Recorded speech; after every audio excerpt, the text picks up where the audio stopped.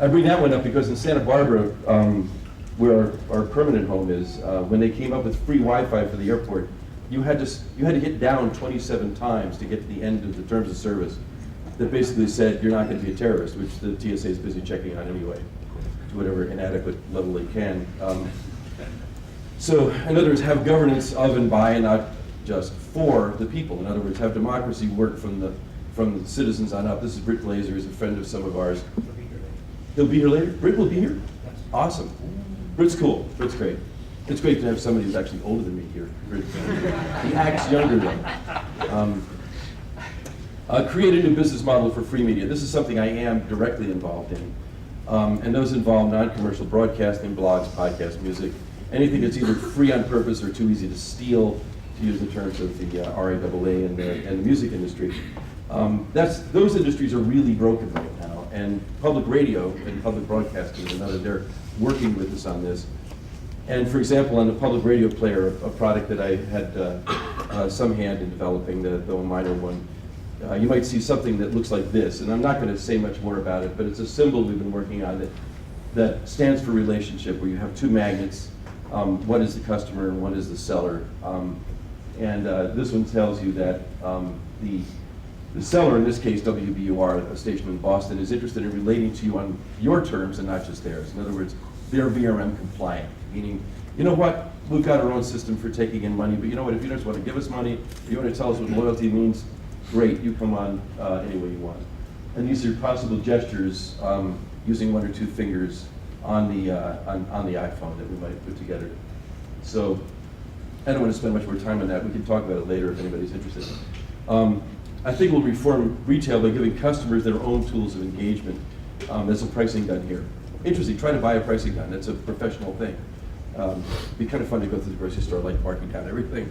Anyway, there's actually this story, I didn't put it in here, of a guy who paid at Walmart through the self-checkout thing. He switched tags on a big flat screen TV and paid $4.98 for it, and it went right on through. I don't think customers will be able to price everything, but they will be able to drive supply more directly as they become platforms for whole new business categories, where, and Paul Trevithick was talking about this last night, the customer, you and I, need to be the platform, rather than always have to build on what some other private outfit is doing. And we see a new service category appearing. So, and this is the way we're talking about it. If we think of the customer as the first party, and the seller, the vendor, as the second party, and we look at the way the term third party is used, you know, if I get, this is a third party thing for a computer, you know, you get a case for your iPhone, that's a third party device. The world is full of all kinds of third party devices. Third parties basically accessorize the seller. Well, can we accessorize the buyer? Can we come up with businesses that help the buyer buy, not just help the vendor sell? That's what a fourth party is. And so we've been talking about fourth parties. Kynetx, I believe, is a fourth party, or at least fits in that breakout. And the difference is that fourth parties are customer-driven rather than supplier-driven. And we also see, you know, no limit to the number and power of fourth parties. You have lots of different kinds of fourth parties. The point is that what you have, the parties we have working here are, the customer has to be natively enabled. They have to have things that are as personal as a key ring or a wallet that belongs to me. This is my stuff and it works only for me. And then the fourth parties expand on that. So I think it's a big green field built on the customer. So for example, with hotels, I showed the hotel drawing earlier. Third and fourth parties can come in the middle of that. You know, they can either represent the customer, they can intermediate for the customer, or otherwise help us out. You know, I don't keep my money in a drawer at home, I keep it in a bank. A bank is a fourth party in a way. There's a thing called a buyer's agent for in real estate. There's another example I could have given is real estate. There's a new movement going on in real estate of agents that work only for the buyer and not necessarily for the seller. So as this business expands, the intention economy, that's where the economy that's based on your intentions as an individual will get real. And it'll be based on what customers actually want rather than the attention economy of guessing at what customers want. That's what we have right now. And it's actually something that got more life thanks to Google. Google did a wonderful thing by, in a way, perfecting advertising online. They made advertising accountable. They made advertising accessible to many more people than there were before, but it's still guesswork. You know, I was once talking to the head of government affairs from one of the big box department stores, and I asked, what's the expense you'd like to get rid of most? He said, guesswork. We spend billions on guessing what customers might want. It would be much better to know what the customer shopping list is as they're going by. It'd be much better to have the customer involved and really helping us in an active way decide what goes in the store and what doesn't. So instead of guessing what customers want and driving them like cattle to want stuff. So as a result, I think the advertising bubble will burst. I think it's actually been around for about 150 years. And it's a huge industry, but I don't think it will go away. I think we'll always need some. But it won't just be the business model of first resort. At best, it'll be the reciprocal of what customers are doing when they advertise what they want. So, kind of threw it fairly fast there, gives us time. So let's talk. That's the project that I work on, and that's my email address.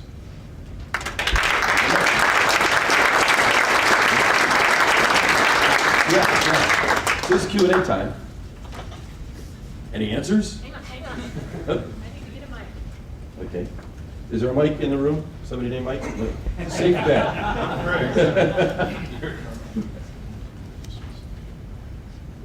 Craig has a question. I put it to you that Kynetx is not a fourth party, but a platform that enables the automation of fourth party. Okay. That sounds good. Did you all hear that? Make Craig say it again, 2K. Make him say it. Yeah, he's good. By the way, we're being videotaped, so we may ask you to repeat yourself so that our videographer can catch it. Repeat yourself. Kynetx is not, I put it to you that Kynetx is not a fourth party, but a platform that enables other fourth parties to be automated. Yeah, And so developers are creating the applications that would then be that fourth party. that's great. This is crude, and it actually outlines, I think, an ecosystem. I think there's going to be lots and lots of. What's a third party? A third party? That's the that's debugging bait right there. Third. Have you ever been third? I have. That's No, Fury has tails in a third party. Other questions? Tim had one over there. Tim? Yeah. Yeah, can you just talk, that's okay. Just,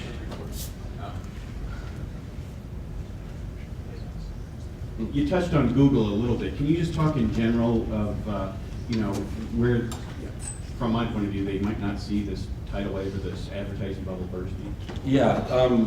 It's interesting. I actually had a conversation with Vince Cerf when he gave me a ride to the airport once, and it was pretty funny, actually. It's an interesting story in itself, because I got a call from somebody at Harvard Magazine who wanted to write about basically how evil Google was and use VRM as a way to talk about that. And I said, well, why talk to me? Why don't you just talk to Vince Cerf? And I just handed him over. And he'll answer your questions for you. He thought it was a cool idea. And I haven't actually talked to him about it since then. But I've talked to a bunch of other people at Google about it. I think Google would get behind it. Never. Craig doesn't think so. They're in an interesting quandary, okay? It's because it rounds to 100% of their income comes from advertising. I think VRM is a threat to that, frankly. Craig says absolutely. We ought to just mic Craig. Yeah, just Mike Craig. Or Craig Mike. Craig is a verb. Mike is a verb. It's going to be tough for them. At the same time, I have enormous respect for them. I think that there are a couple of companies that are examples only of themselves. Google is one, and Apple is the other. There's nobody else like that. You can't be like that. And they got to where they are in very different ways. I think Apple is incredibly well managed by a guy that Fortune magazine called CEO of the Decade, because he's totally original. He doesn't do the same thing twice the same way. I mean, how do you follow that? It's like, I'm going to be Picasso too. I don't think so. But they're a very controlling company. I'm not sure they'll survive Steve Jobs.